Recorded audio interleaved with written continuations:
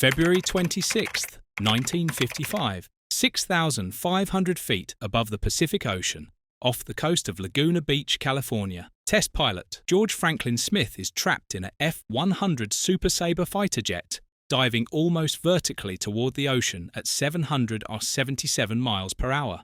Mach 1.05, faster than the speed of sound. The controls are frozen.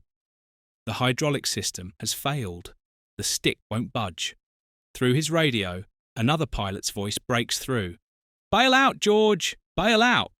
George Smith knows what that means. No one has ever ejected from an aircraft travelling faster than the speed of sound and survived. The wind forces alone would be catastrophic, but he has a choice to make, a split-second decision. He can ride the aircraft down and die on impact, or he can eject into the supersonic airstream and probably die anyway, but at least have a chance. Smith's hand moves to the canopy jettison lever. He pulls it. A sound like a gunshot explodes into the cockpit, the roar of supersonic wind. For a moment, he freezes. Then his training takes over. He glances at the instruments one last time. The Mach-meter reads 1.05, altitude 6,500 feet. He pulls the ejection trigger, and everything goes black. George Franklin Smith wasn't supposed to be flying that day. It was Saturday, his day off. Born in 1924, Smith earned his Navy wings at Pensacola in 1943, flying Grumman TBF Avengers during World War II. After the war, he became a ferry pilot, flying 25 different aircraft types across the country. In 1951, North American Aviation hired him as a production test pilot. By 1955, Smith was 31 years old, unmarried, living in Manhattan Beach, and known for his calm demeanor under pressure. He was the kind of pilot who never turned down a flight. On the morning of February the 26th, Smith drove to the North American plant at Los Angeles Airport to turn in some overdue flight reports. As he was leaving, the flight dispatcher called out, "George, we've got a brand new F-100 sitting on the line. Needs to be test flown. You mind taking it up?" Smith didn't hesitate. In his eagerness, he didn't even bother with proper flight gear.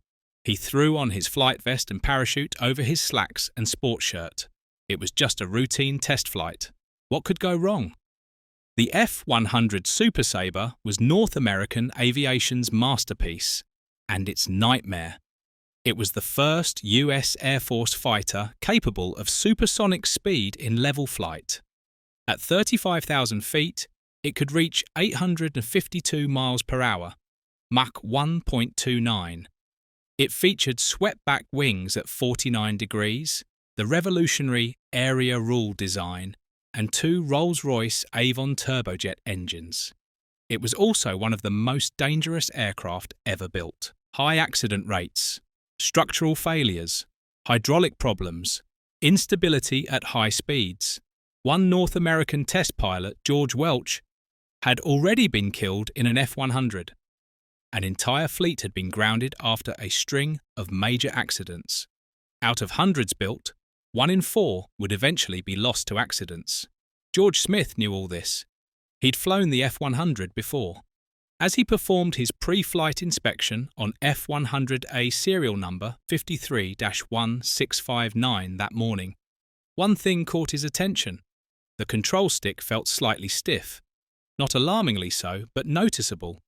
He made a mental note and took off, heading west over the Pacific.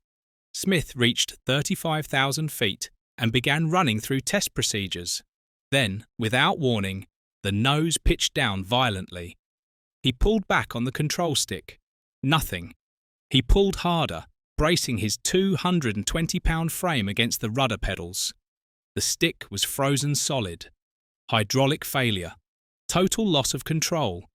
The dive steepened into near vertical. The Super Sabre accelerated through the sound barrier. Smith radioed. "Lost hydraulic pressure. Controls frozen. Going straight in." Another F-100 pilot shouted over the radio, "Bail out, George! Bail out!" Smith killed the engine and deployed the speed brakes. He broke through the cloud layer at 8,000 feet. The ocean was rushing up. He had seconds left. He reached for the canopy jettison handle and pulled. The moment the canopy blew off, Smith later described hearing an enormous sound like the clap of a big gun. The roar of supersonic wind filled the cockpit. For a moment he was paralyzed with fear. He doesn't even remember pressing the ejection trigger. His body did it automatically. The explosive charge detonated. He was blasted into the airstream at 777 miles per hour, Mach 1.05. Then the wind hit him. The dynamic pressure was 1,240 pounds per square foot. His body decelerated at approximately 40 Gs, 40 times the force of gravity. To put that in perspective, fighter pilots black out at 9 Gs. Astronauts experience 3 to 4 Gs during launches. George Smith experienced 40 Gs. The wind ripped off his helmet, oxygen mask, boots, gloves, even his ring. Blood forced into his head caused catastrophic swelling. His eyes hemorrhaged, turning blood red. His liver was crushed. His kidneys were battered. Every joint in his body dislocated. His body tumbled end over end, uncontrollable. Smith was unconscious. The ejection seat separated. The parachute deployed, but the opening forces were so extreme that 1/3 of the canopy tore away. The remaining 2/3 held. Barely. George Smith, unconscious and bleeding, descended toward the Pacific Ocean. Smith hit the water approximately half a mile offshore, face down, held up only by his inflated life vest. Without immediate rescue, he would drown within minutes.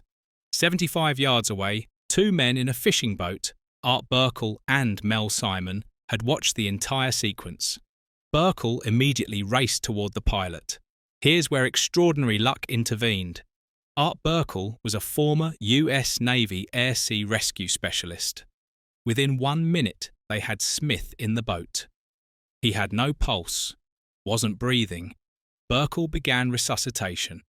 A Coast Guard cruiser performing rescue training nearby intercepted them and raced Smith to Newport Harbor. He arrived at Hoag Memorial Hospital with almost no pulse, in profound shock, his face swollen beyond recognition. No one expected George Smith to live. For 6 days he lay in a coma. His liver was damaged so severely he could never drink alcohol again. His gallbladder was removed. 17 feet of intestine were destroyed and surgically excised. His kidneys were compromised. Every joint required stabilization. During this time, something remarkable happened. At Aliso Elementary School nearby, a teacher named Pearl Phillipson heard the tremendous boom that rattled the school windows. She learned about the pilot's accident and had her class, 30 10-year-old children, write letters to him. On Thursday, March 3rd, 6 days after the ejection, George Smith regained consciousness. The first thing he heard was a voice reading children's letters. He tried to open his eyes. He couldn't see anything. Everything was black. George Smith was blind. Doctors believed he would never see again. But over the following weeks, his vision began to return, slowly. It took 4 surgeries and 7 months in the hospital. His weight dropped from 220 to 150 pounds. But George Smith survived. 1 year after the ejection, George Smith was cleared to fly jets again. Not just any jets, F-100 Super Sabres, the same aircraft that had nearly killed him. To the astonishment of everyone who knew him, Smith returned to test flying. He didn't talk about it much. He didn't seek publicity. He just flew. That was the test pilot mentality. Crashes happened, ejections happened, you learned from them, you recovered, and you moved on. But the impact of Smith's ejection extended far beyond his personal recovery. The F-100 that Smith ejected from crashed into the Pacific. Navy salvage crews made 381 dives and recovered most of the aircraft in 44 barrels. Investigation determined the cause: a blocked hydraulic valve. North American immediately redesigned the system and added redundancies to all F-100s. More importantly, Smith's ejection provided the first detailed medical data on supersonic ejection survival. Researchers had theoretical models but no real-world examples. Smith's injuries, survival, and recovery gave them actual data. Based on what they learned, engineers improved ejection seat design, helmets were strengthened, restraint systems were enhanced, the self-inflating life vest was developed, procedures were revised. But perhaps most importantly, Smith's survival changed pilot psychology. Before his ejection, pilots were taught that ejecting at supersonic speeds was certain death. Many rode their aircraft into the ground rather than eject. George Smith proved that wasn't true. You could eject at supersonic speed and survive. That knowledge saved lives. Pilots in similar situations now had permission to eject. Smith continued flying and working in aerospace engineering for decades. He worked on advanced programs, advised Hollywood filmmakers on technical accuracy, and flew for pleasure well into his later years. On May 1st, 1999, George Franklin Smith died of natural causes at the age of 75 in Orange County, California. He had outlived many of his fellow test pilots and survived not just his ejection but the dangerous era of early jet aviation. The story of George Smith is often told as a tale of miraculous survival, and it was miraculous, but luck alone doesn't capture the full story. George Smith survived because of his training. In the moment of crisis, his training took over. He didn't panic, he didn't freeze. He made the decision to eject. He survived because of his physical conditioning. A weaker body wouldn't have withstood 40 Gs. He survived because the technology worked. The ejection seat fired, the parachute deployed, the life vest inflated. He survived because Art Berkell, a civilian with Navy rescue training, happened to be fishing in exactly the right place at exactly the right time. All of these factors had to align perfectly. Remove any single element and George Smith would be just another statistic. But survival was only the beginning. What's remarkable isn't just that he survived, it's that he recovered and returned to flying. Most people who experience near-death don't voluntarily return to the situation that almost killed them. But test pilots aren't normal. George Smith climbed back into an F-100 because someone had to, because the program had to continue, because future pilots needed safer aircraft. He did it quietly, without fanfare, without seeking recognition. In the 1950s, aviation was evolving faster than anyone could fully comprehend. Someone had to be first. Someone had to find the limits, sometimes by going over them. Test pilots like George Smith volunteered for that role. They knew the statistics.